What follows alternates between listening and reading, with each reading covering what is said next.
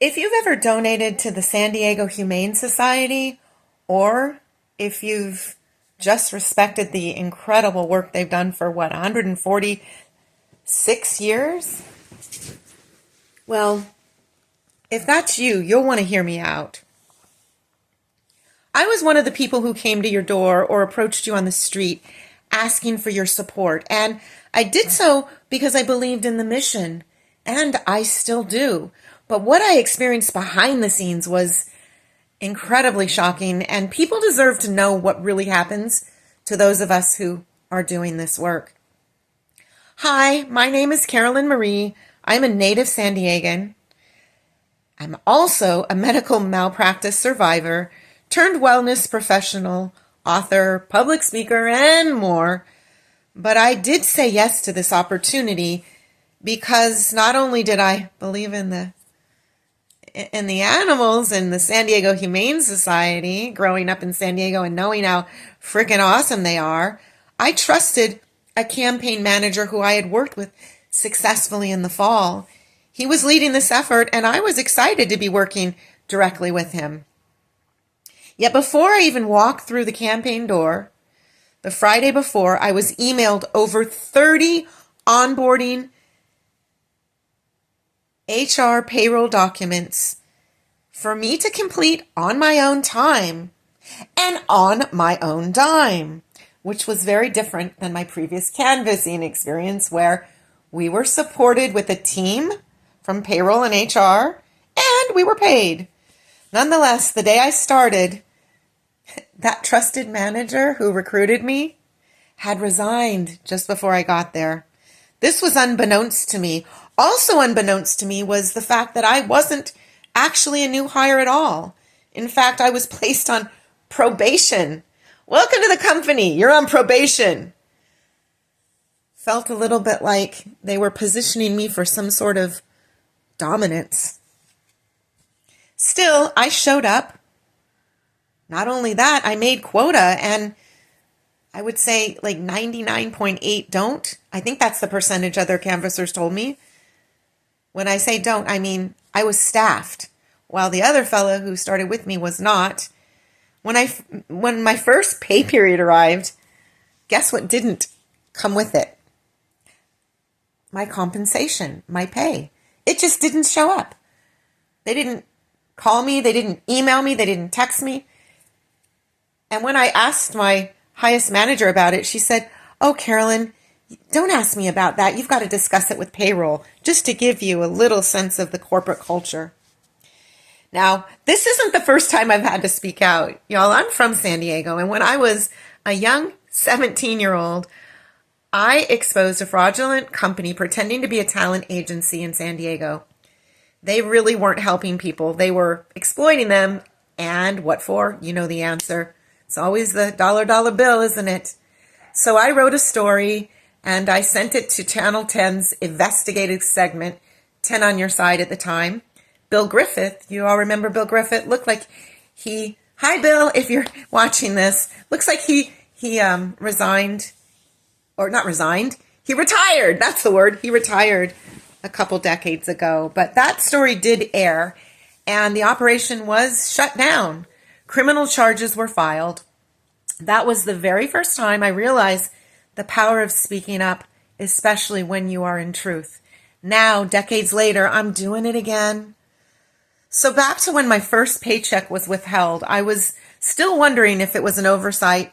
And so I spent my own time redoing the onboarding process their way, their guidance. But it was like the definitions of insanity, doing the same thing over again and expecting a different result. So I even added a PDF W-4 to ensure clarity and compliance with me, the employee, and my desires. Payroll rejected those forms. Instead, I was forced to use their malfunctioning portal again on my own time while trying to recover from the physically demanding field work of canvassing 6 hours a day, 5 days a week. And they were absolutely benefiting from my advanced fitness level which I didn't mention, I'm actually a yoga teacher and a dance fitness instructor, because that's what I've been able to do through my own personal healing work and what I really want to help humanity do. Not necessarily that, but whatever is in their vibe. But back to this, I ended up recognizing that still over 40% of my pay was missing from every check thereafter. So this was not a glitch. This was, let's call it what it was. It was theft, wage theft. I wrote a demand letter for payment after my fourth payment and absolutely interfering with my ability to meet my own creditors, and especially my car insurance, which us in California, when it comes to insurance, we know how we are offsetting the fire that they have to pay out. I'm not saying it's right. I'm just saying it is. So anyway, I asked them to comply with legal deadlines and they refused.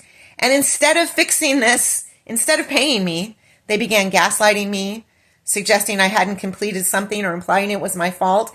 And then all of a sudden I started getting this email from somebody who I'd never met, and it was a random attorney. And they were actually intimidating me, abusing their power. There was like 7 or 8 of them against little old me. What I didn't tell you was during my second week as a fundraising canvasser, I was sent into one of San Diego's most dangerous neighborhoods. Not that I was afraid. You know, what we just had Monday, Cinco de Mayo. You all know what I'm talking about, right, fam? Especially if you're a native San Diego. We're talking Barrio Logan. Yeah. I'm new. I'm just starting to do it on my own, and they sent me to Barrio Logan until 8 p.m. when it was pitch black at that hour. You know, this is an area that's known for gang violence, murdering, trafficking, and all sorts of crime. I knew what that meant, though. It was either some sort of setup or punishment because I was speaking up. NCE, which is the partnered company, it stands for New Canvassing Experience, even tried to coerce me into signing a false statement after this last check about my attendance, essentially pressuring me to perjure myself so they could deny their wrongdoing. When I refused to lie, they sent me a severance trap and a termination letter. Not a payment, not resolution, not wanting to help now one of their best canvassers, right? Not any of that. They were hoping I'd accept a pittance in exchange for my silence. What made it worse was that I had the best attendance record of any canvasser in my cohort. During my time, others took multiple days off, at least one, yet I, the new person, didn't miss a single day, and I showed up on time. So at NCE, it's really important to know we were trained to say things like, we speak for the voiceless. We protect the abused, abandoned, and neglected. Puppy mills are cruel, profit-driven machines that discard what they no longer value. But what NCE does to its workers is no different. They abuse through overwork, silence, and manipulation. They abandon you when you speak up. They neglect your pay, your safety, and your humanity. They run campaign offices like human mills, churning through wide-eyed recruits and burning them out. Most canvassers, and I was quoted by the other canvassing staff, it's like 98.8%, don't make it to staffed. And all but 2 hadn't even been there 3 months. And there was only 5 outside of me. So they targeted me anyway. Now, I'm Carolyn Marie, and I do believe in helping animals. But we cannot protect animals while we are being abused. Or said a different way, we cannot protect animals while we are abusing people from the corporate side or from the Humane Society side. And if you've ever donated or believed in the work being done, it's time to start asking questions. Ask the San Diego Humane Society what they know about their contracted fundraising partner, NCE. Demand transparency, and if they don't have it, demand they get it. Insist what was stolen from me be immediately returned so that the tourniquet can stop the bleeding that they intentionally put on me and possibly others. They need immediately to repay with interest, penalties, and full restitution for what harm I've been put through. But this isn't just about me. It's about stopping a pattern that has hurt too many.